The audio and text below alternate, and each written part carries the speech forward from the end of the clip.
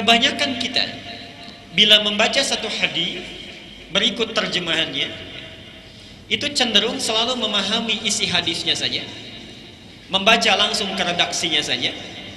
Jarang diantara umat Islam yang tergerak hatinya untuk menelusuri siapa sebetulnya yang meriwayatkan hadis ini.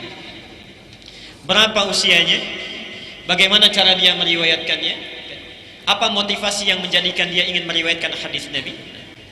Orang-orang yang selalu melihat pada unsur yang pertama ini, yang meriwayatkannya, itu biasanya menemukan sisi-sisi lain untuk memotivasi bagaimana dia bisa beramal dalam hidupnya.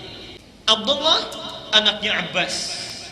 Siapa itu Abdullah? Siapa itu Abbas? Abbas itu adalah salah seorang paman Nabi, satu dari 11 paman Nabi.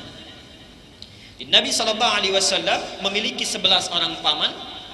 Di antaranya adalah Abbas bin Abdul Muttalib. Di paman yang pertama itu berjuluk Al-Harith. Terakhir ada lagi namanya Abbas. Abbas ini usianya selang 2 atau 3 tahun dengan Rasulullah SAW. Jadi 2 tahun atau 3 tahun lebih tua dari Nabi SAW. Di antara 11 paman Nabi ini tercatat dalam sejarah, nanti belajar As-Sirah An-Nabawiyah, hanya 2 yang masuk Islam, yaitu Hamzah dan Abbas bin Abdul Muttalib. Abbas ini kemudian menikah dengan perempuan bernama Lababa.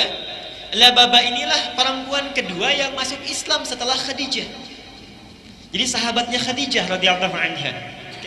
Kemudian masuk Islam, punya anak pertamanya namanya Fadl, dalam riwayat lain disebutkan Fudail, maka dikenallah Abbas ini dengan nama Abu Fadl, dan Lababa dikenal dengan nama Ummu Fudail.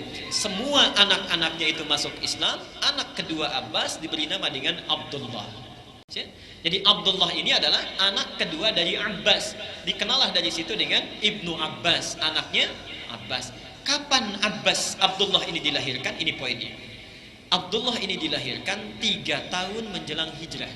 Jadi saat usia Rasulullah sudah 50 tahun, Abdullah ketika lahir ini sudah menunjukkan tanda-tanda senang belajar agama, tertarik dengan pengetahuan.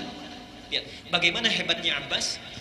Ketika terlihat tanda-tanda seperti itu, dibawa oleh Abbas dari sejak kecilnya, di mana Rasulullah SAW mengadakan ta'lim, di situ diajak Abbas. Dalam fikihnya Nabi, dalam ta'lim fikihnya Abdullah diajak. Dalam ta'lim tafsirnya diajak Abdullah itu, sehingga muncul satu sifat dan satu karakter yang tidak dimiliki oleh anak-anak lainnya. Contoh, ketika Rasulullah sedang ta'lim, ini anak tidak mau bermain kecuali ke tempat ta'limnya Nabi. Ketika Rasulullah SAW